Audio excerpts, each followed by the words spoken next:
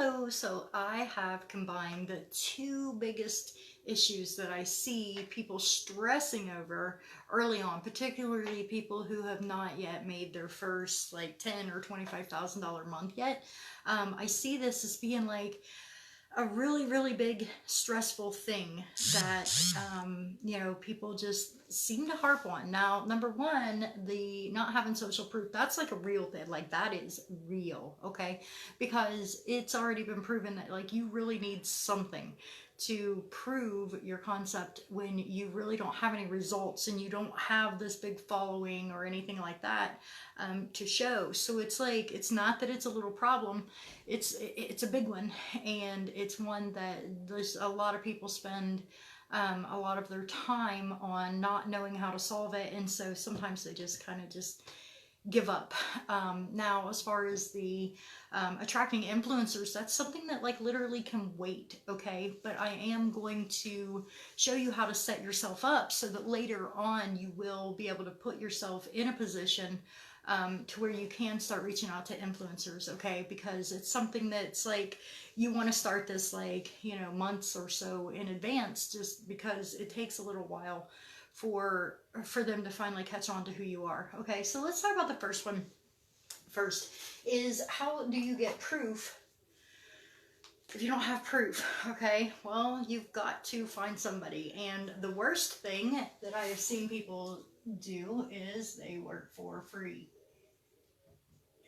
I do not suggest that. Sorry, I am actually writing backwards, so that's actually really cool that you guys can actually see this. So don't work for free, guys. Like, a lot of people do this, a lot of people tell you to, and certain industries like absolutely have to, and that's unfortunate. But if there is any way you can avoid that at all, what you could do is it would just be better to ask for, give them a coupon or some kind of a special discount for being able to provide you with a testimonial. But what I would do is I would still try to sell the work at full price, and then say, if later on, you're able to provide me with a testimonial, I will refund this much.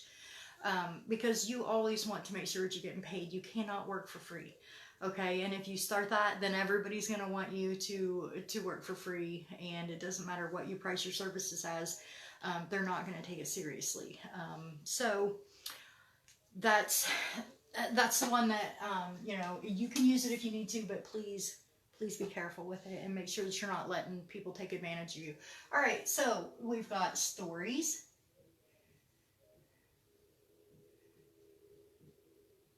Do you know of anybody who has had success with doing something, like similar to what you're doing, or, with exactly what you're doing? Like, can you leverage someone else's story? Either the story of the person who is providing the similar service, or maybe even a story of someone who has had this service provided for them, okay? If you've got like a case study, even someone else's case study, anything is better than nothing. Like, if you can find some kind of a story to tell around it, make sure, if you're telling the story, that you include how you specifically, would be able to get the same results. Okay. The next one is through statistics. I'm just going to abbreviate that to stats because I'm writing backwards and it looks like, well, okay, my light's in the way. But anyway, you guys, you know what I'm talking about. Statistics. Okay, so look up statistics online pertaining to what it is that you are doing, because there are literal websites dedicated to statistics in business and marketing, all that stuff. Like, you can find any kind of a statistic to back up what you're saying. Okay, whether it's, somebody else's results of, how they got a good result, how they got a bad result. You could use statistics not only to build up, proof of what you're talking about, but you can also use statistics to downgrade the competition and the way their methods. Okay, so you can use them, you can use them both ways. And then the last one is through quotes. Think about some of the influencers and stuff in your space. Like, what are they saying? You know, are they using similar methods and things like that? Like, if you are trying to sell funnels, for instance, and you know, you could use Russell Brunson's quotes, you know, about funnels are dead and things like that. Like, you could literally say, you know, well, Russell Brunson even says it. You see what I'm saying? So you need to find as much leverage as you can get. So that's exactly what I would do. Stories, stats, and quotes, and I would sprinkle them all over your sales pages through your content, just to make sure that people do understand that what you are doing is legit. Okay, so stories, stats, quotes. You might want to write those down. And I'm going to get rid of them because we are going to switch gears here and talk about the influencers. All right, so now the influencers, like I said, this is something that it's not something that you have to worry about immediately, but later on, and as time goes on, this can become more important, and it's something that you need to start now. Okay, to be able to attract an influencer, you have to know what they want, and the number one thing that they want to see, they're asking themselves, is, are you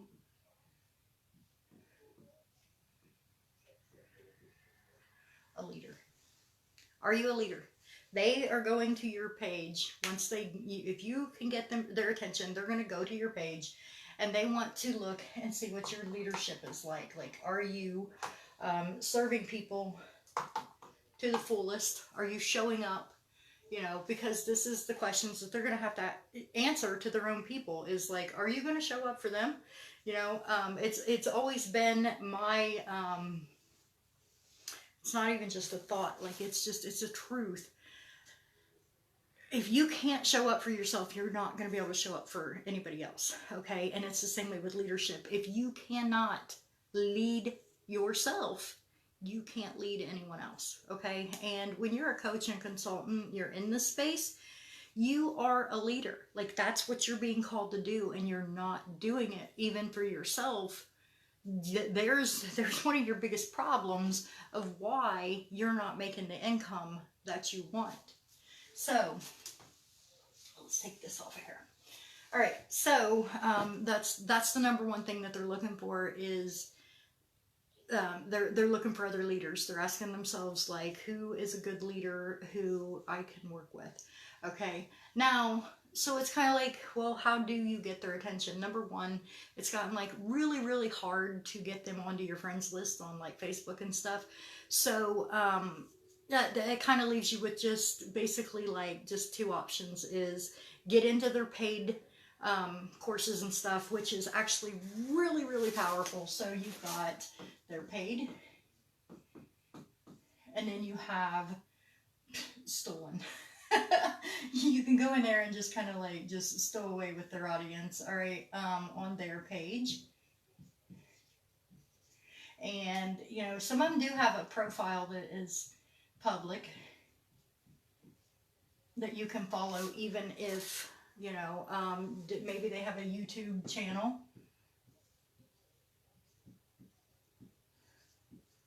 You know, follow them wherever they are at, okay?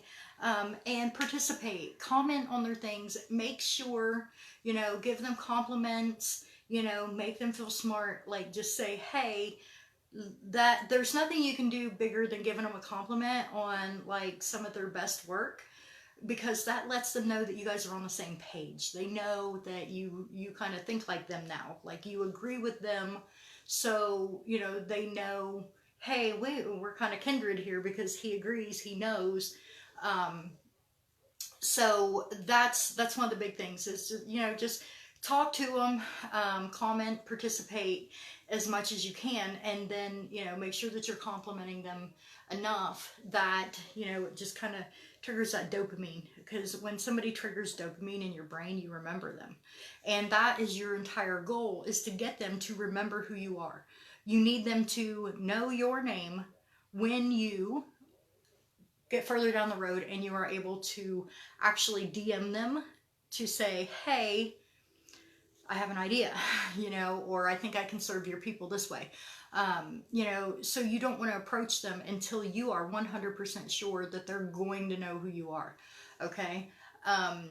And going back to the like buying their stuff, like, wow, that is so powerful to get into like their group programs and things where you do have that one-on-one access to them, because it just kind of cuts that time period down shorter, to where, you know, if you are just commenting on their Facebook page or on their profile and things like that, and you haven't like actually paid for one-on-one access to them yet, then it really is going to take a little while.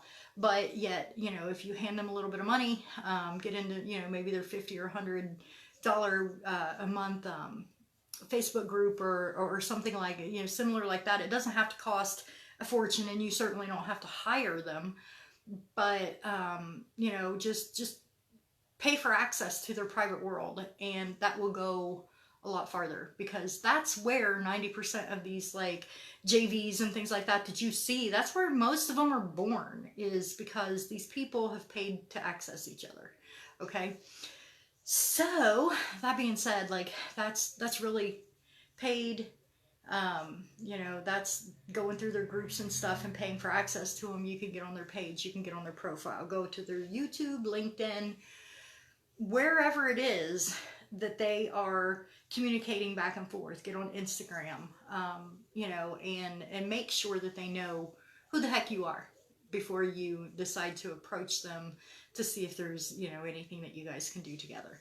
Okay, so those are two very different topics, but they are two that I know a lot of people struggle with and a lot of people put a lot of emphasis on. So I just wanted to clear all that up and give you guys like a path forward if this is the way that you guys are going to go.